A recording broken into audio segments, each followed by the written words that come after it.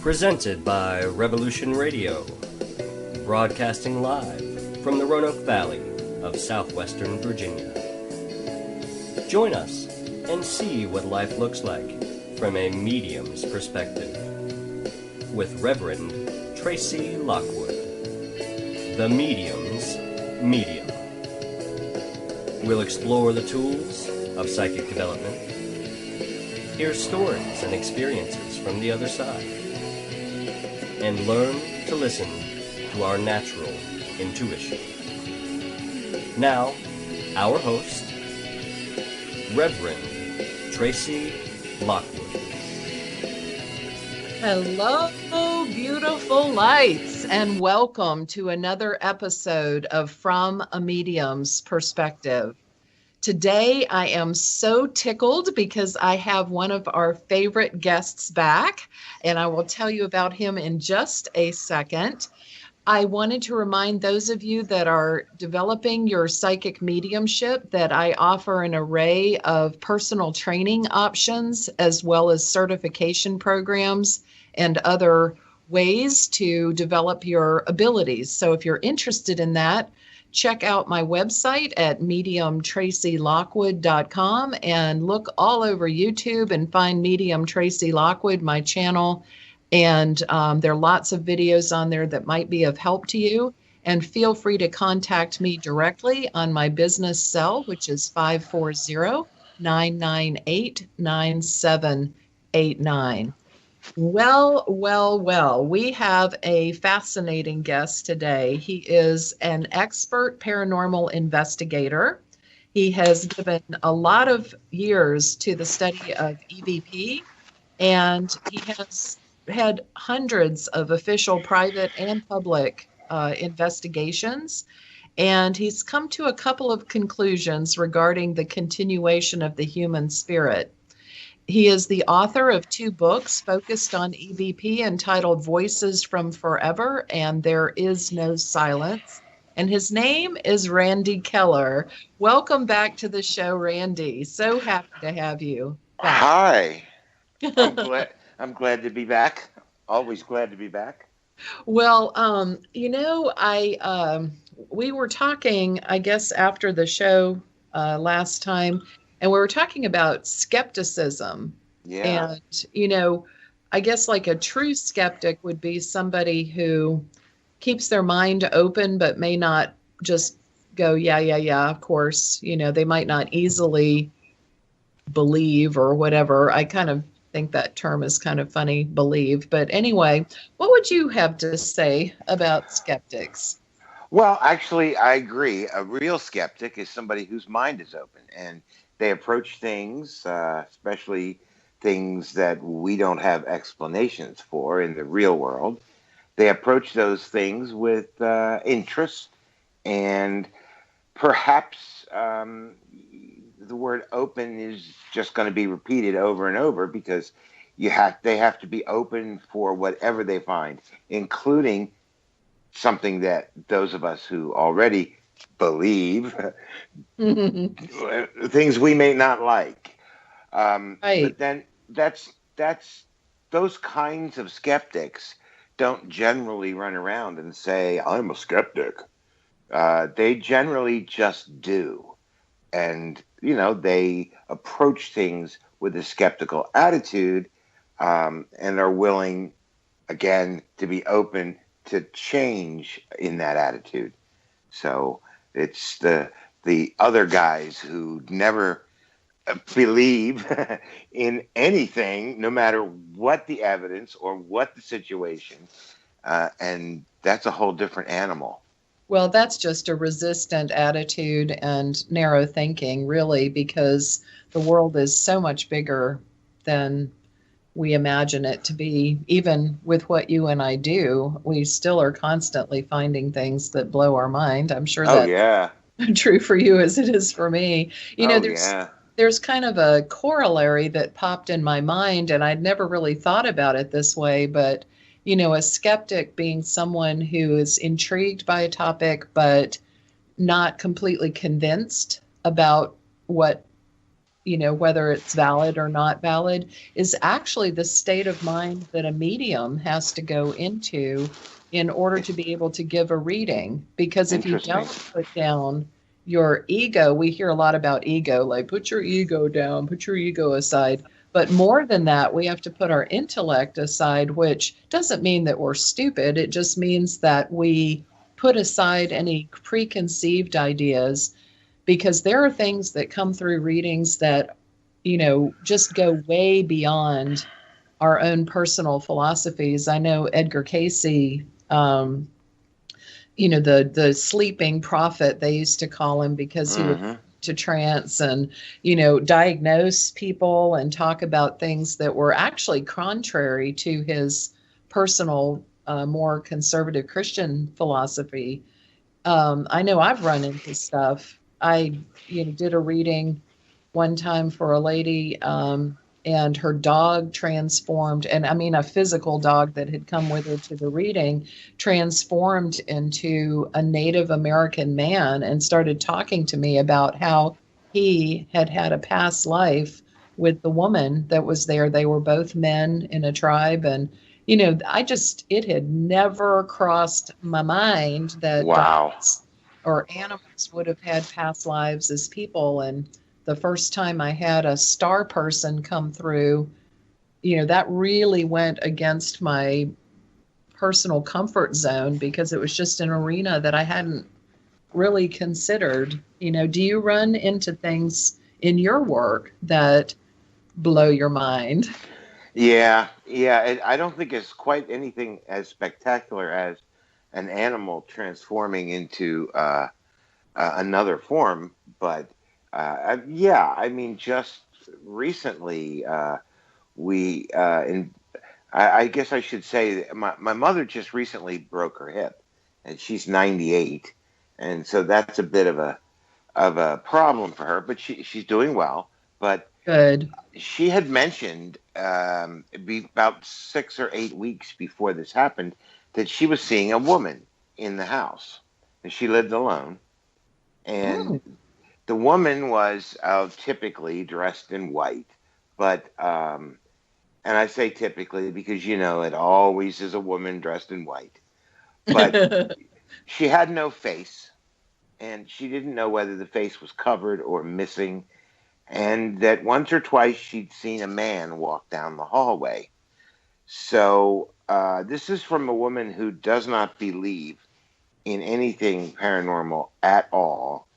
Wow. And when I asked her, well, who did she think it was? She said, I don't know.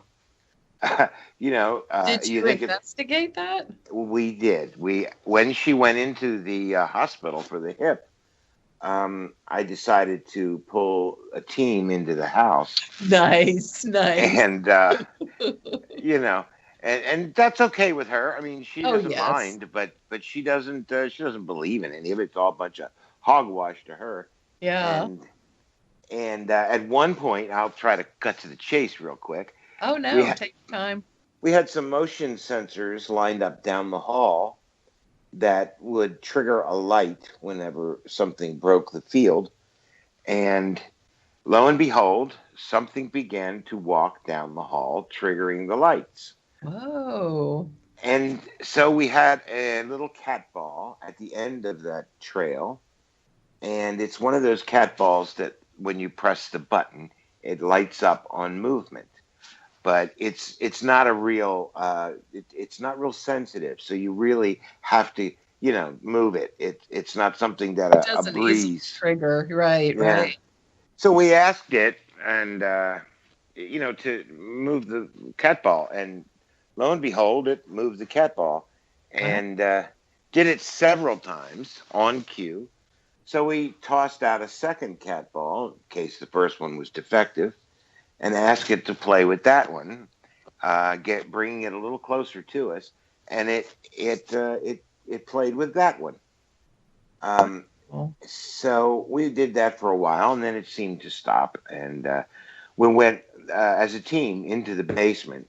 But there was a camera positioned on this whole thing, which was left in place. And while we were in the basement, it didn't play with the cat ball, but it did retrace its steps down the hall. So it seemed to come from one spot in the house to play with us, and then when we weren't there, it went back. And even though that's not proof of anything, it's about as exciting as it gets for me. Absolutely, absolutely. Because I think of us. Einstein said, "Energy is matter is energy. Energy is light. We are all beings of light." And I know that we have like a magnetic and electrical signature too. So sure.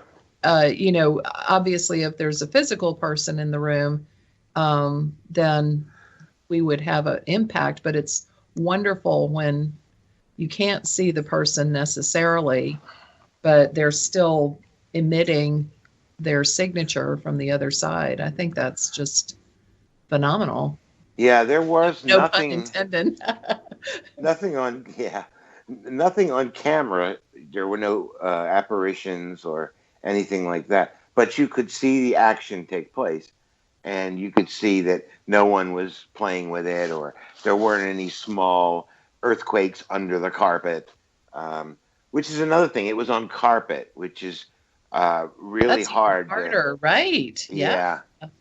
So it was purposeful. It responded to requests. It answered questions. And I guess when it was done, it went home. Yeah. And I just found that so, I don't know, almost connective in a human way, which always leads me to believe that we really do speak to, most of the time, to human deceased spirits, because they behave so human-like. Oh, yeah. Well, and I think beings of different vibrational frequencies register differently. Like for me as a medium, I think it's really important to be able to differentiate between someone who has crossed over versus a guide versus an angel versus a star person or a totem, being able to discern the differences there. But I think so too. And I wanted to just make a verbal note interjected about the dog that transformed into a Native American man. He didn't do that physically. That was the physical dog in my clairvoyant sight transitioning into that. So I better correct sort of that one that. for our listeners when they're like, "Whoa, Tracey on crack." Yeah. No, I said it as though it was actually, in the physical world, but I actually knew you didn't mean that. Oh, good.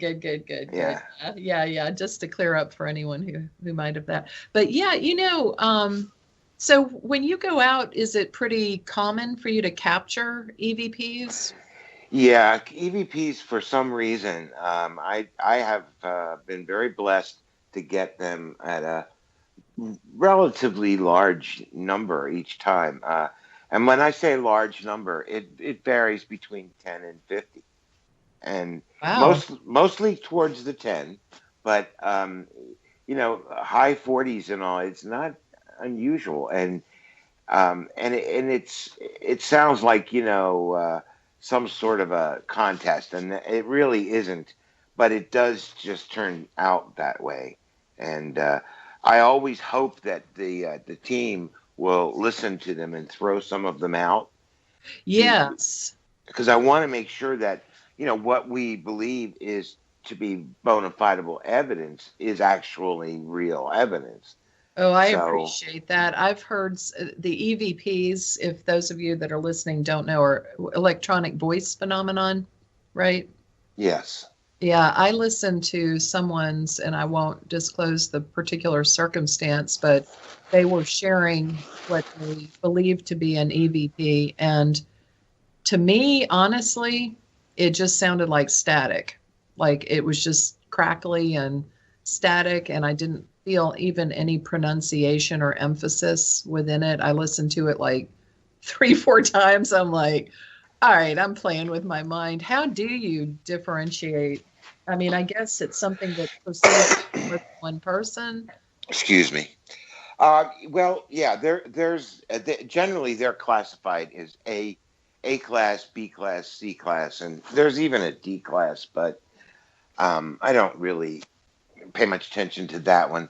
Would those be a poorer quality or? Yes, Yeah. yes. The A class generally, I mean, there are a lot of ways to determine what is an A or B class, but simplistically, it sounds like they're right there in the room with you. That's generally an A class. You have no trouble hearing them. You know exactly what they've said, or at least you're pretty sure what they've said, and you can tell by the voice that it's not someone you brought with you.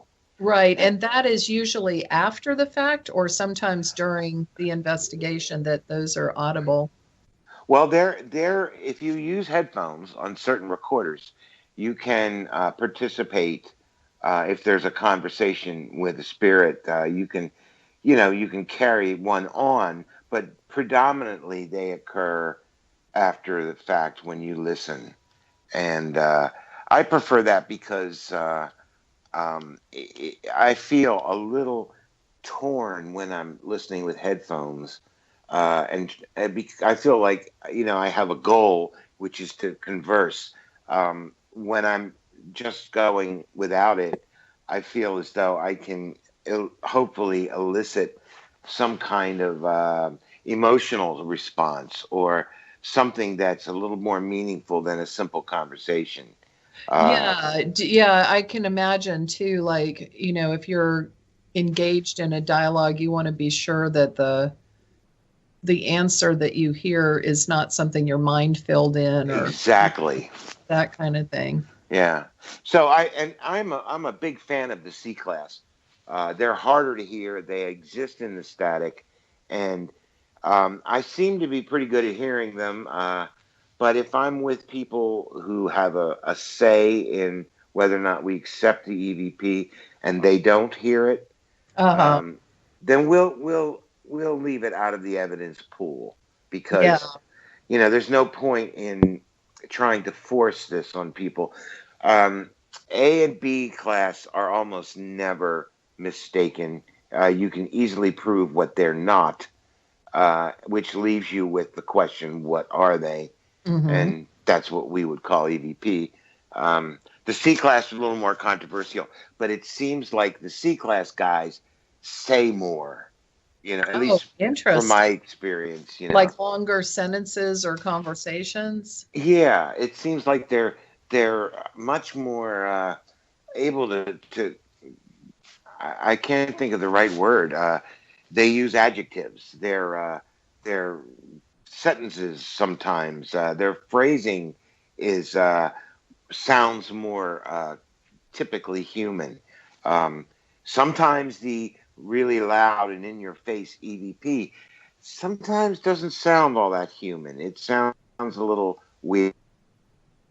Yeah. It may be a single word, that you don't know.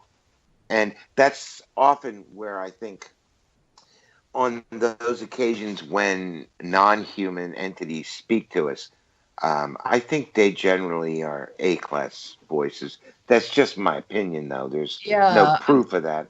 I'm kind of wondering about the energy that it takes to communicate on either side and wondering if the short bursts are easy to push through, but the more consistent phrasing or more complicated series of words is maybe one reason that it may be difficult. Yeah, I think that's a very possible explanation. I mean, I wouldn't, want to actually say, because the longer I do this, the more I find that when I am insistent upon something, it usually gets proved wrong later. So, I'd like to be more careful about what I, actually say. Yeah, that's interesting that you said that. Just recently it's been in my mind about when I was, I'm teaching a mediumship certification course right now and have a nice group of talented lights taking that right now. And one of the rules of delivering a good reading is when when the energy is flowing, when you're giving messages, it should just sort of flow. But when you start getting a personal opinion, like, no, you need to listen to me kind of thing, that's when you need to pull back, because that's when you're blending your own emphasis, your own opinion in, and it's corrupting the purity of the message that's coming through to the sitter. So. Yeah, I agree with that completely. I don't approach any investigation with I try to remove as much ego as possible. But I don't think they care for my ego or yours or anybody else's. I think they want to communicate, but they don't want to play games. And yes, if they want to play games, it's their agenda, and like maybe they want to scare us. But from my experience, that's not normal, but it does happen. And so I guess the games will proceed on their terms because we are really there to observe and investigate. So whatever they want to do, go for it. Yeah. But, my attitude is always like, okay, I'm here. What do you want to talk about? If you were supposedly someone who was, let's just say, an axe murderer, I don't want to go into an investigation full of vim and vigor and say, all right, you axe murderer, come on out and talk to me. No, let's not don't poke any sticks in those dark bushes. No, I don't do that. Yeah, no, I know you maintain a high degree of ethics with your investigation. I was just thinking, for a skeptic, probably the A and B EVPs are good because they're simple, clear, and somebody's talking, versus someone like yourself that's really developed. And you said that, you can even tune into like D EVPs, D-class EVPs. And that's probably because of your expertise and sensitivity too. So you may perceive more than the average bear. But I like that you for a discipline, I guess, determine that if they can't hear it too, then it's not worth. Yeah, it doesn't mean that it wasn't authentic. It just means that the average person couldn't perceive it. And that's fair. Other investigators that they go into the dark with you, and if there's danger, and there almost never is, but if there was some sort of danger, even if it's just falling through a rotten floor, they go there with you. They've got your back. They're there for the same purpose. When you get into the discussion of the evidence, they have a right to their viewpoint also. And you can't win every argument when it comes to paranormal evidence. You just won't do it. So you need to give in on certain things because, frankly, whoever else hears it is likely to feel the same way as they do. Yeah. I'm trying to correlate. I haven't ever actually been on a paranormal investigation other than in the sense of like doing a house reading for someone or helping them with clearing energy or giving my impressions. But that's, me as a tool rather than the others. But I was thinking about a client of mine who called me after her reading. And she was so excited. I don't remember if she called or Facebook messaged me. I can't remember. But she said that when she was listening to the tape of our reading, that when I got to the point where I was feeling that her guides were close and that they were wanting her to connect with them, she said there were other voices on the tape. She couldn't make words, but there were voices in the background. I thought that was too cool. Yeah. I could sense them, but I couldn't, I wasn't tuning into what they were. It was more like a general feeling that they were ready to connect with her. And it's actually the other way around. It's not them being ready. It's us being ready. Yeah. But, and there are ways for us to, filter through the sound file and actually understand what they said. Oh, that's so cool. I wish I I wish I had gotten her to send that to me. That would have been so cool. I don't remember right now. I read for quite a few people, and I don't necessarily try to retain information. Right. What do you think might improve spirit's interest, or maybe cause disinterest on the part of the spirit? Yeah, I think it's actually simple, and it's sort of, for me, maybe it's fun to talk about it, but it's very simple. It's all attitude to me, and what causes disinterest is ego and an agenda, and the acting like they're stupid, or that what they're all about. Yes, or arrogance. Yeah, you don't know what they're all about. Even if you do have the spirit of an axe murderer, you don't know anything about what was in his mind then or what he might be thinking now. Mm-hmm. So, that generally, if you're boring, yeah, why should they want to hang around? Right. Why should they give you the respect of a communication when you're treating them mistreating? Yeah. But also just boring. I mean, if you're just boring. Oh, yeah. The same thing over and over. Is there anybody here? Is there anybody here with me today? What's your name? Are you here today? That it gets old. Just the energy just drops. It's like, yeah. I know when people are starting to open their psychic abilities and having encounters with spirits, oftentimes before they learn to regulate their energy and sort of attune it to higher frequencies, they encounter lower beings, or not always, just sometimes scary stuff that happens, and then as they develop and learn their protection and start disciplining their mind and their energies and learning to function more freely within that realm, then of course they find some magnificent, wonderful beings. I see so much on TV about paranormal. Well, I don't see it because I don't actually have TV, but I hear so much on TV. And when I've randomly, had a TV in front of me and flipped through channels and seen different things, you do see a lot of negativity expressed about the spirit world, or making it scary or lower vibration. Why do you think that that's so frequent?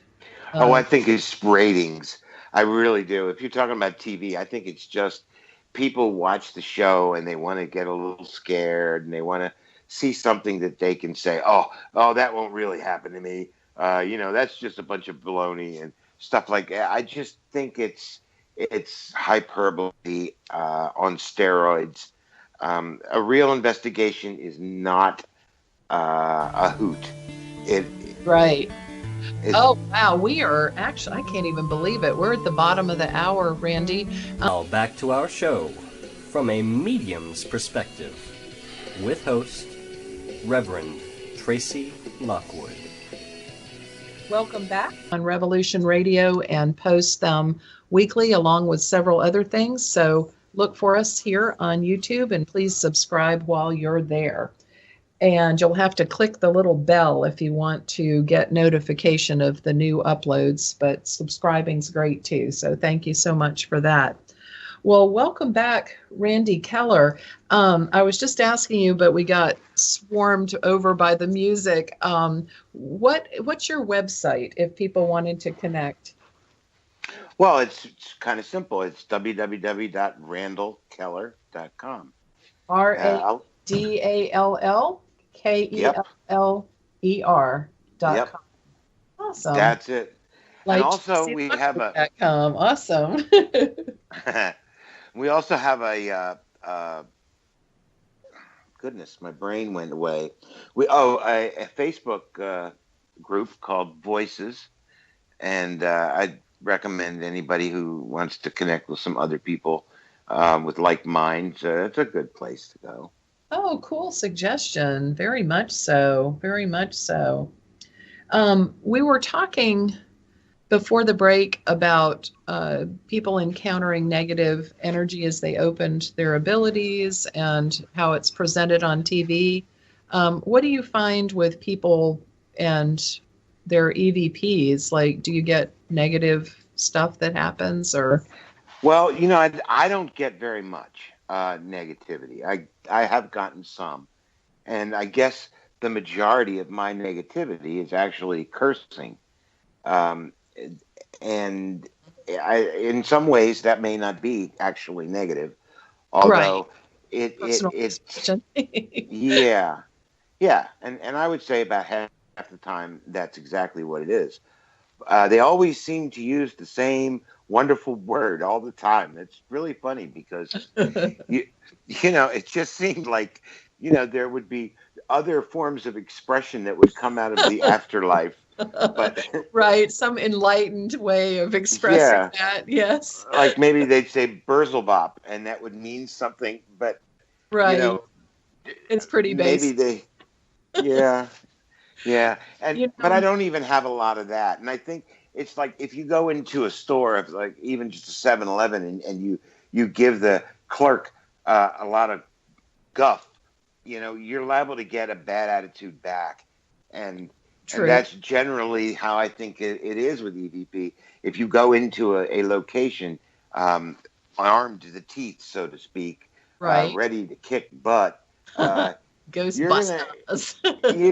Exactly. You're going to get a little bit of that back. And sometimes, they go overboard. And so the spirit goes overboard too. And I don't even know if they're laughing about it or if they're serious, but, they give what you give, I think. And Right. so if you're okay, toward them, I think they're going to be okay toward you. Yeah, that's interesting. And you did differentiate something there, which is, it's one thing when somebody just enjoys the use of flagrant language, which might be part of their personality. I find that in readings too. And I always check with my client before I start streaming because, because it's not considered cool to curse during your readings, but it's different than when somebody is using that language to be abusive or to degrade or lash out at somebody. So yeah, and that's obvious, Mm-hmm. Like Yeah. I and there's also a respect issue. I mean, I think maybe it's because I'm old, but I wouldn't come on your show and start cursing because we'd be tossed off the air. Well, some people wouldn't care, Right. And it's hard to say what they mean when they do curse, but it's pretty obvious when they're aiming it at you in a serious way. I think they're ill intent or anger or something. Yeah. And it really is always that word. It's just amazing. It's like no other curse word is available. It has so many facets to it. It can be used well as also. So yeah. So when you listen to the Class C and the Class D, I think you pretty much covered this earlier, but I just, grooming it for detail. They are spirit voices, yes, right? Or you think I think so, yes. Yeah, I think so too. I think it has to do with a level of attunement to be able to interpret it. Sometimes you can't. Other people I've found don't hear it as well as I do, and that may be just a physiological difference in each individual's ear. It could be that simple. It could be that I'm a little crazy, but it's if you really make an effort and you spend a lot of time in the static, so to speak, you do hear these things very clearly, and it's a little discouraging when others don't, because so often there's real important information there, and that feeling. It might actually solve the client's problem. Absolutely. That's really interesting too. That's very interesting to think about. like I guess I was kind of looking at paranormal investigation as sort of an evidence. I know it's not technically considered evidence of continuation of life, but I think of it that way, and sort of proof that something's there. I thought of it as sort of more of a recordation process, but it's kind of interesting to think that in some of those Class C and Class D communications, that spirit is actually trying not just to be noticed or to be recognized, but trying to convey messages that would help the people that are listening. That's I think so. But then that's my opinion. I'm yeah. sure there are people out there who do this who would disagree. So that's just my opinion. And of course, when we go into a location, our particular penchant is for private, small investigations, people's homes or businesses. Oh, yeah. Because, there is, most of the time, they really want to know what's going on around them. And we might be able to help them. Oh, that's so cool. We're twins that way. Yeah. Yeah, see? That means more to me. I don't like to go to big places like me neither. Yeah. Eastern State Penitentiary or some other place that's been done to death. And sensationalized. The focus comes like it sounds like you're very much allied with my philosophy, which is we're there to observe but also to help.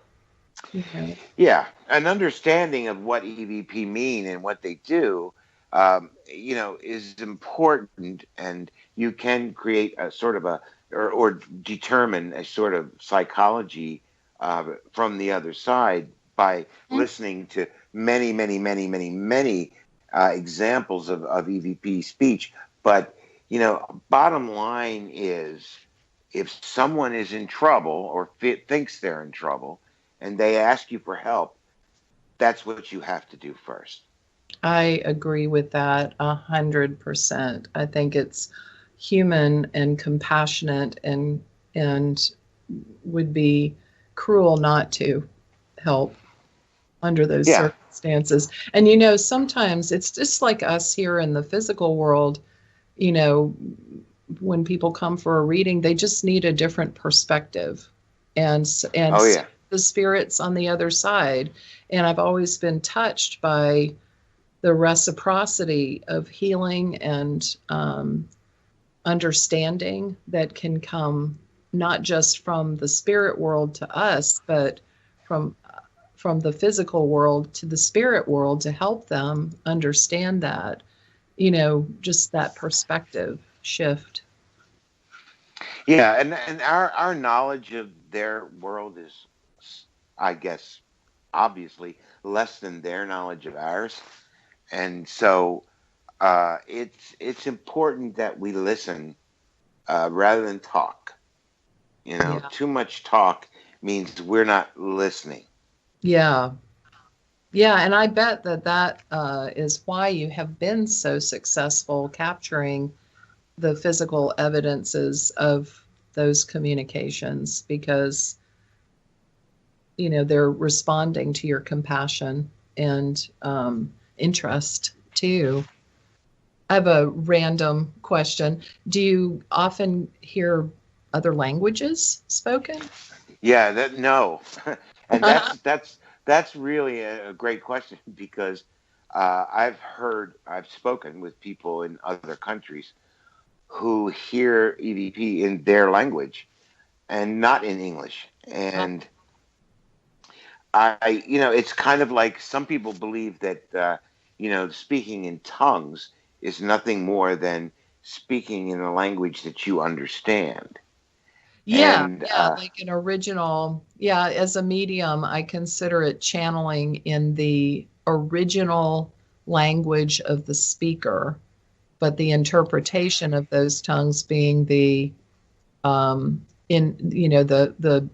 channeling in the language of the hearer. And I think spirits have a universal language, whether they're an angel or an ascended being, or people have a lot of encounters with Jesus, and, always it's in their language, but he probably didn't speak English.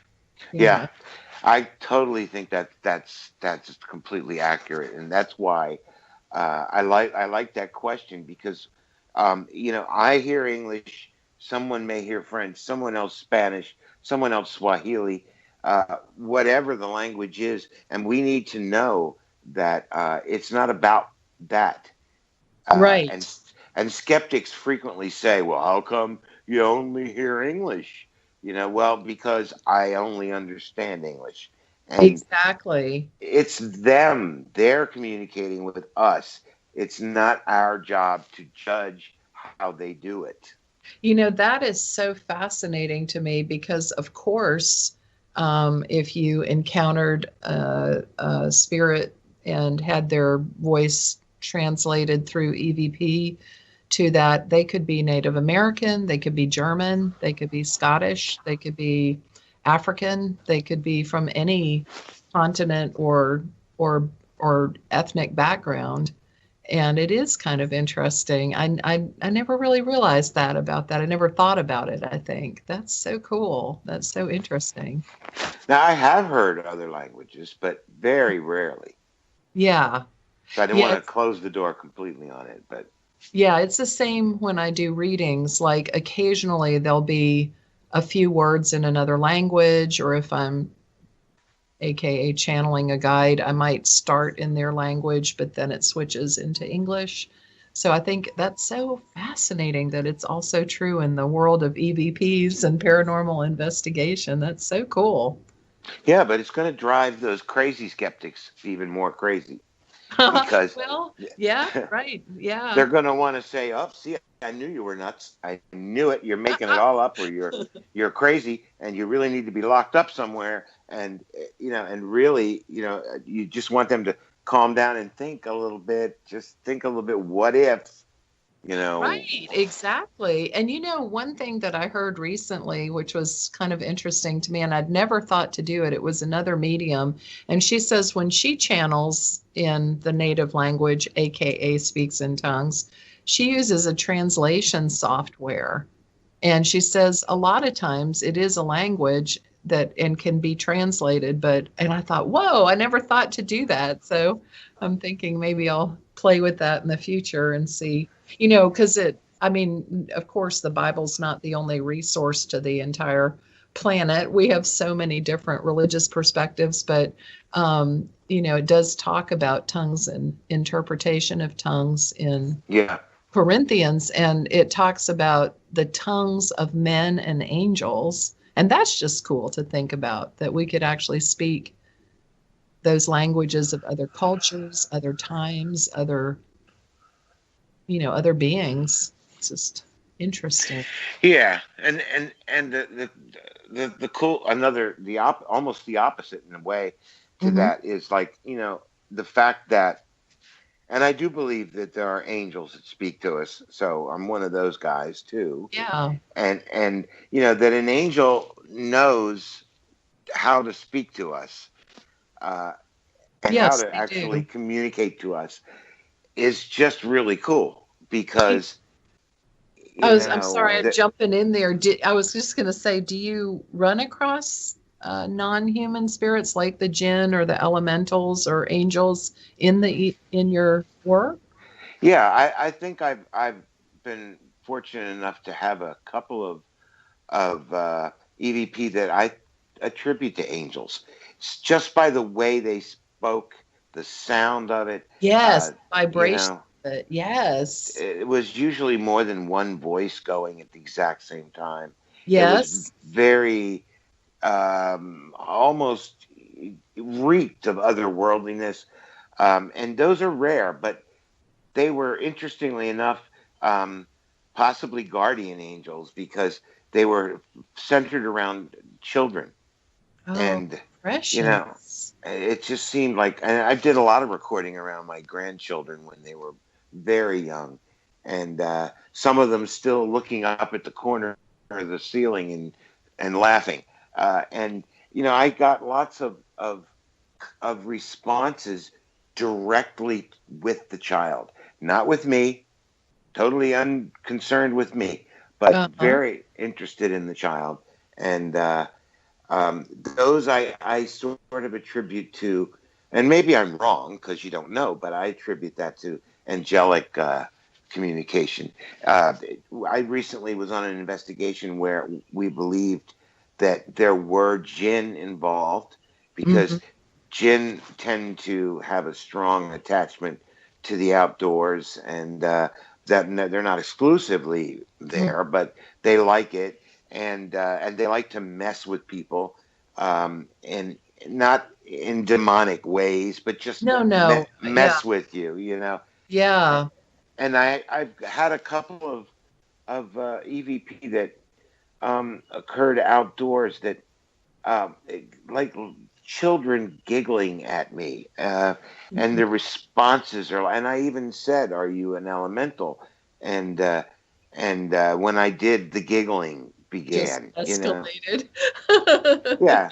Well, people who watch, nymphs and fairies, and I almost feel stupid talking about them. No, but, I've done several shows on it, absolutely, including jinn for those listening. Yeah. They think of these entities as being sweet and cuddly and wonderful. They're not. Their purpose is different. Their purpose is putting together the physical fabric of the world and associated with different elements. Yeah. And you get a sense about certain EVP that nothing about them seems human. And it could also be demonic, but generally demonics, don't have a lot of experience with them, but I wouldn't think they would interact in that way. Well, it would be different. It's like you were saying earlier, they're vibrationally drawn, and where your focus is, your energy follows, and you can differentiate, absolutely can differentiate between a trickster and a demonic voice versus an authentic communication. Absolutely.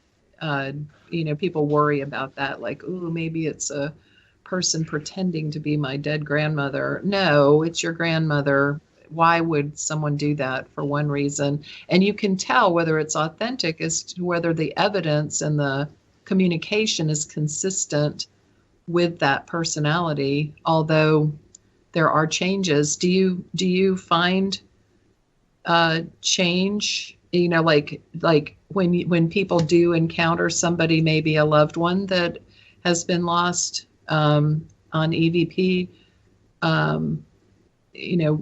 are they recognizable sometimes, or? Well, the sound of their voice is not, because they don't actually have, the mechanism. Yeah, right? They don't have that, and so the sound of the voice is always different. But it's very hard for me, since I'm not sensitive to the things that you are. It's very hard for me to say definitively that this is person A or person B or whatever. When I was looking to find my father, and I thought I did, and I still think I did, but I don't have proof that it's him. I just have the evidence of a person who seemed to be like he could be my father. And I knew two particular pieces of information that only he would know. And I never got those answers. Wow. Well, thank you so much. We could keep talking, and so I'll have to see if I can entice you to come back on the show maybe a few months from now and join us again. Thank you so much, Randy. If you want to reach randallkeller.com is his website, randallkeller.com, and mediumtracylockwood.com for me. And we'll hope that you remember that it is never inappropriate to be kind, and without integrity, you have nothing. See you next time.